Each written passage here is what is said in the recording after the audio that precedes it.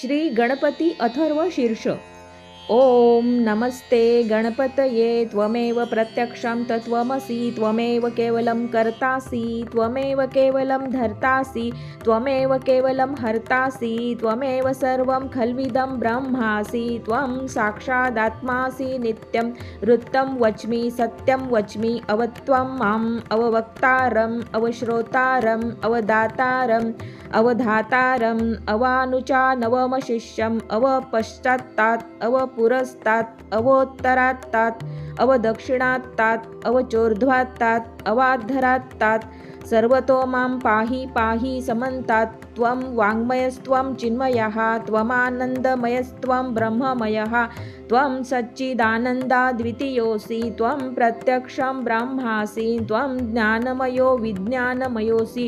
सर्वं जगदिदं त्वत्तो जायते सर्वं जगदिदं त्वत्तस्तिष्ठति सर्वं जगदिदं त्वयि लयमेष्यति सर्वं जगदिदं त्वयि प्रत्येति त्वं भूमिरापो नलो नीलो नभः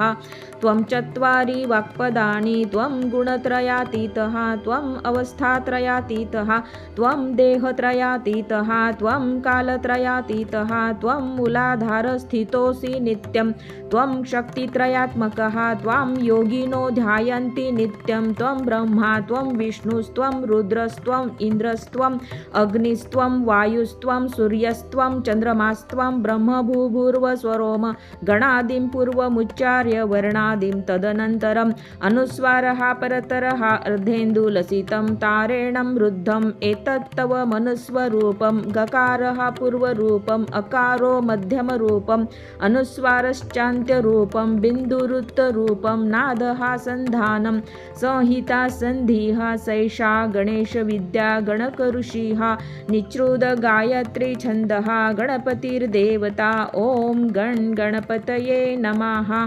एकदन्ताय विद्महे वक्रतुण्डाय धीमहि तन्नो दन्तिः प्रचोदयात् एकदन्तं चतुर्हस्तं पाशमङ्कुशधारिणं रदं च वरदं हस्तैर्बिभ्राणं मूषकध्वजं रक्तं लम्बोदरं शूर्पकर्णकं रक्तवाससं रक्तगन्धानुलिप्ताङ्गं रक्तपुष्पैः सुपूजितं भक्तानुकम्पिनं देवं जगत्कारणमच्युतम् आविर्भूतं च सृष्टादौ प्रकृतिः पुरुषात् परम्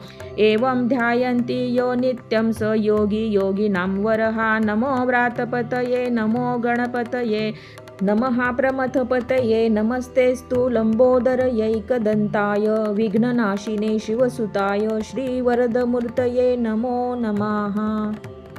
एतदथर्वशीर्षयोधीते स ब्रह्म भूयाय कल्पते स सर्वतः सुखमेधते स सर्वविघ्नैर्न बाध्यते स पञ्चमहापापात् प्रमुच्यते सायमधियानो दिवसकृतं पापं नाशयति प्रातर्धियानो रात्रिकृतं पापं नाशयति सायं प्रातः प्रयुञ्जानो अपापो भवति सर्वत्राधियानोपविघ्नो भवति धर्मार्थकाममोक्षं च विन्दति इदमथर्वशीर्षं शिष्याय न देयं यो यदि मोहाद्यास्यति स पापीयान् भवति सहस्रावर्तनात् यं यं काममधीते तं तमनेन साधयेत अनेन गणपतिमभिषिञ्चति स वाग्मी भवति चतुर्थ्या मनश्रं जपति स विद्यावान् भवति स यशोवान् भवति इत्यथर्वणवाक्यं ब्रह्मद्या वर्णं विद्यात् न बिभेति कदाचनेति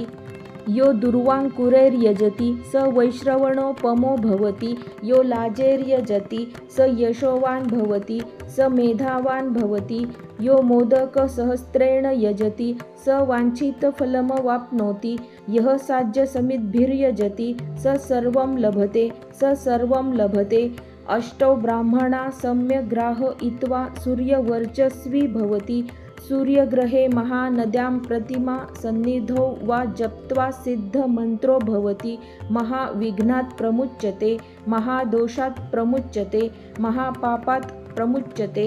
स सर्वविद् भवति स सर्वविद् भवति य एवं वेद इत्युपनिषत्। ॐ शान्ति शान्ति शान्तिः।